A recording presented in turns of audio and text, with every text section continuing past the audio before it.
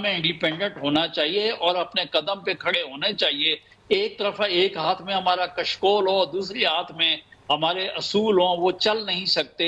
जैसे इंडिया की बात हुई ना, इंडिया ने अभी अपने आप को साइड पे किया, एब्सटेन करके एक बड़ा बोल्ड स्टेप उसने उठाया। रशियन एम्बेसी की तरफ से ट्वीट किया गया है और उसमें अप्रिशिएट किया गया है कि यूएनएससी के लिए जो वोटिंग हुई थी वहाँ पर रशिया को कंडेम करने के लिए फ्राइडे को, उसमें इंडिया ने एब्सटेन किया। से शुक्रिया अदा किया, ये अप्रिशिएट किया है कि भाई आप जो हैं कि ये जो इंडिपेंडेंट एक बैलेंस्ड पोजीशन है।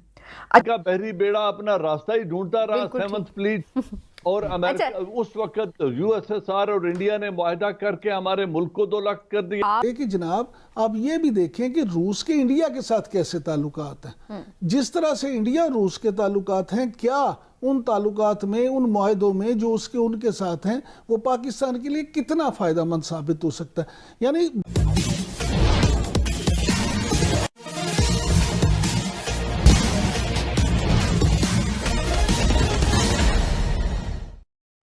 यूक्रेन के मामले को लेकर रूस के खिलाफ जब अमेरिका के प्रस्ताव पर यूनाइटेड नेशंस सिक्योरिटी काउंसिल में मतदान हुआ तो भारत ने न तो अमेरिका के पक्ष में और न ही रूस के खिलाफ वोट दिया। भारत के इस बोल्ड निर्णय से रूस ने भारत की खुलेआम प्रशंसा करते हुए कहा है कि भारत ने रूस के साथ जो उसकी गहरी दोस्ती है उसका धर्म निभा दिया। आप लोगों को पता ही होगा कि भारत इस समय 2 साल के लिए यूनाइटेड नेशंस सिक्योरिटी काउंसिल का अस्थायी सदस्य है, इसलिए भारत का मत मायने रखता है। भारत के इस बोल्ड कदम की पाकिस्तान में भी प्रशंसा हो रही है। आइए आप भी सुने। से शुक्रिया अदा किया, ये अप्रिशिएट किया है कि भाई आप जो हैं कि ये जो इंडिपेंडेंट एक बैलेंस्ड पोजीशन है, अप्रिशिएट किया जा रहा है। दुनिया की तरफ से ये लिखा जा रहा है, कहा जा रहा है कि ये बड़ी बैलेंस्ड और बहुत ये हिम्मत का काम है कि इतने क्लोज रिलेशंस होने के बावजूद आप रशिया कॉल करते हैं और उनको ये कहते हैं कि आप ऐसा ना करें। जैसे इंडिया की बात हुई ना, इंडिया ने अभी अपने आप को साइड पे किया, एब्सटेन करके एक बड़ा बोल्ड स्टेप उसने उठाया। इंडिया इस पोजीशन में था या रशिया के फेवर में गया ना, ये जो चाइना ने एब्सटेन, इंडिया ने एब्सटेन किया, क्या रशिया से ऐसी कोई बात की करनी चाहिए थी? मैं एक बिल्कुल आप समझें कि एनालिसिस कि इंडिया की मिसाल ले लें, हमारे पड़ोस में बैठा है, हम पता नहीं क्यों खौफजदा हो जाते हैं कि हम अगर रूस से हाथ मिलाया तो अमेरिका नाराज हो जाएगा, वेस्ट नाराज हो जाएगा। इंडिया को देख लें, India S-400 defence system Russia से खरीद रहा है, स्ट्रेटेजिक मुआहदे अमेरिका के साथ कर रहा है, $110 बिलियन का ट्रेड चाइना के साथ कर रहा है और चाइना के साथ लड़ाई भी लड़ रहा है। तिब्बत के ऊपर भी प्रॉब्लम है, दलाई लामा को भी रख के बैठा हुआ है। ये सारे काम इंडिया करे तो इंडिया के लिए सब जायज है। और हमने अगर एक से हाथ मिला लिया तो खुद हमारे ही घर बैठे हुए लोग कह रहे हैं, वो जी प्राइम मिनिस्टर क्यों चले गए, क्यों हाथ मिला दिया? और भाई जब हाथ नहीं मिलाया था तो क्या FATF जब पाबंदियां लगाई गई थी उस वक्त तो नवाज शरीफ रशिया नहीं गया था। सही। तो FATF में जो हमें पिछले 7 सालों से रगेद रहे हैं, हमारे ऊपर पाबंदियां हैं, फिर जब भी हमने अपनी आजादी के लिए कोई कदम उठाया 65 बार इंडिया से लड़ी तो हमारे स्पेयर्स बंद कर दिए गए। 71 अमेरिका ने बिल्कुल हमारे साथ कौन सा दोस्तों वाला तो किया, लेकिन 71 का बहरी बेड़ा अपना रास्ता ही ढूंढता रहा, सेवंथ फ्लीट और अमेरिका उस वक्त USSR और इंडिया ने मुआहदा करके हमारे मुल्क को 2 लाख कर दिया। हमें इंडिपेंडेंट होना चाहिए और अपने कदम पे खड़े होने चाहिए। एक तरफ एक हाथ में हमारा कशकोल हो, दूसरी हाथ में हमारे असूल हो, वो चल नहीं सकते। लेकिन बात अपने रशिया के साथ भी रखे हुए, उससे भी असला लेता है, अमेरिका को भी राजी किया हुआ है। तो आप क्या नहीं समझते कि ये दौरा सही हुआ है, पाकिस्तान की बेहतरी के लिए हुआ है और मुस्तकबिल में इसके फवाइद सामने आएंगे?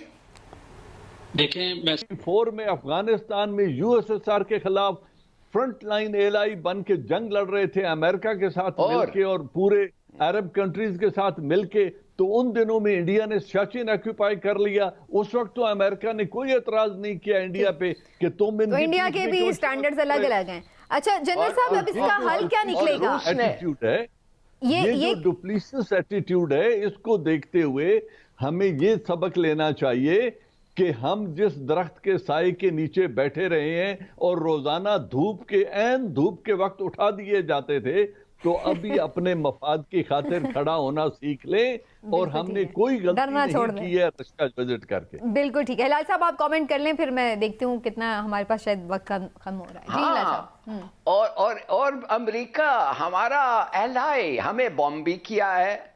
अमेरिका हमारा एलाई सैंक्शंस वैंक्शंस के अलावा 100 कू में मुलव्विस है। कि जनाब आप ये भी देखें कि रूस के इंडिया के साथ कैसे ताल्लुकात हैं। जिस तरह से इंडिया और रूस के ताल्लुकात हैं, क्या उन ताल्लुकात में, उन मुआहदों में जो उसके उनके साथ हैं, वो पाकिस्तान के लिए कितना फायदेमंद साबित हो सकता है।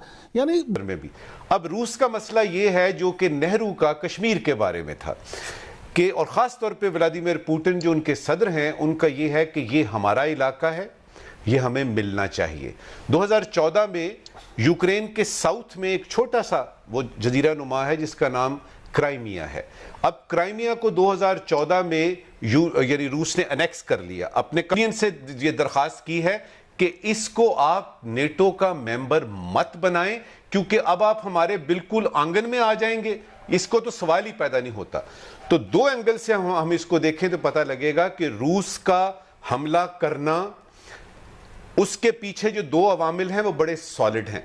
किसी वजह से मुझे ये लगता है, मेरी सिफारती हिस्स ये कहती है कि भारत का हमेशा से ही रूस के साथ अच्छे संबंध रहते आए हैं। विश्व जब सोवियत संघ और अमेरिका दो सुपर पावर के बीच दो खेमों में बटा हुआ था, उस समय भी भारत हालांकि गुटनिरपेक्षता की नीति पर चल रहा था, किसी कैंप में शामिल नहीं था, पर भारत का थोड़ा झुकाव सोवियत संघ की तरफ ज़्यादा था।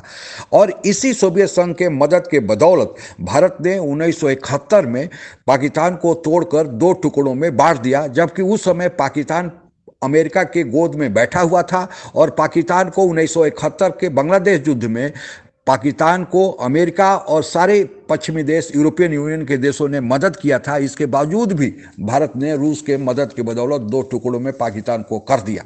आंतरिक कारणों के कारण 1991 में सोवियत संघ विघटित होकर कुल 15 देशों में बटा, और आज का रूस और यूक्रेन जो अभी दोनों में युद्ध चल रहा है, दरअसल वे पहले सोवियत संघ के ही भाग थे और एक ही देश के हिस्सा थे।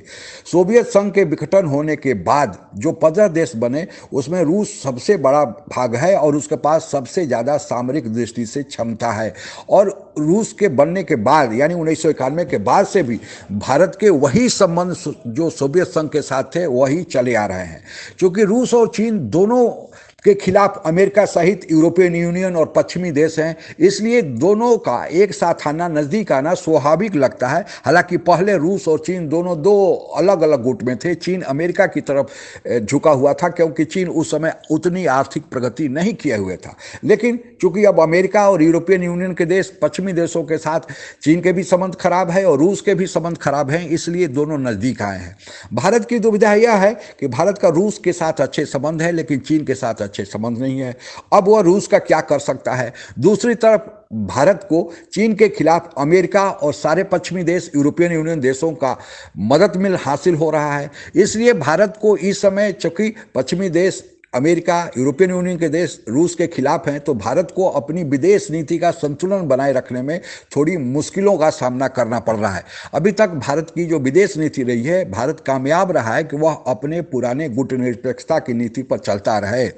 पाकिस्तान को अमेरिका से एक समय भरपूर मदद मिलता था, तो पाकिस्तान उसके मदद में था, अमेरिका के साथ खड़ा था। लेकिन अभी अमेरिका ने मदद देना बंद कर दिया, तो पाकिस्तान दिखाने के लिए कि पाकिस्तान की भी दुनिया में पूछ है, अब वह चीन और रूस के कैंप में जाना चाहता है। और इसी के लिए पाकिस्तान के प्रधानमंत्री इमरान खान अभी 2-3 दिन पहले रूस के दौरे पर थे और वहीं उस दौरे के दौरान यूक्रेन पर हमला हो गया। अब पाकिस्तान रूस को दे क्या सकता है? भारत तो द्विपक्षीय संबंध बनाए हुए है, भारत देता भी है और लेता भी है। अमेरिका तो पाकिस्तान को केवल देता था, लेकिन रूस वैसी स्थिति में नहीं है जैसा अमेरिका देता था पाकिस्तान को वैसा मदद कर सके। लेकिन पाकिस्तान वहां गया था और कुछ लेने की कोशिश में था, लेकिन तभी उसी दौरान जो आक्रमण हो गया, इसे एक अंतर्राष्ट्रीय बेइज्जती के रूप में इमरान खान को देखा जा रहा है। पाकिस्तान केवल ब्लॉक बनाने से नहीं होगा, अपनी आर्थिक स्थिति को मजबूत करने से होता है। और पाकिस्तान को चाहिए कि भारत पर इल्ज़ाम लगाए, रूस पर इल्ज़ाम लगाए, या किसी दूसरे देश से मदद मांगने जाए, या अमेरिका पर नाराज हो कि अमेरिका भाव नहीं दे रहा है, उसके राष्ट्रपति टेलीफोन कॉल नहीं कर रहे हैं। इन सब पचड़े में पड़ने के बजाय पाकिस्तान अपने को मजबूत करे, आर्थिक रूप से अपने को ऊपर उठाए, फिर वह गुटनिरपेक्षता के सिद्धांत पर भी चल सकता है और अपनी स्थिति को अपने कूटनीतिक प्रभाव का भी इस्तेमाल कर सकता है, और फिर उसे इस प्रकार की बेइज्जती का सामना नहीं करना पड़ेगा। आज के लिए बस इतना ही। जय हिंद। आप अगर हमसे जुड़ा रहना चाहते हैं तो कृपया मेरे चैनल को सब्सक्राइब करें तथा बेल आइकन भी दबा दें ताकि नई वीडियो की जानकारी तुरंत आप तक पहुंच जाए। धन्यवाद। जय हिंद।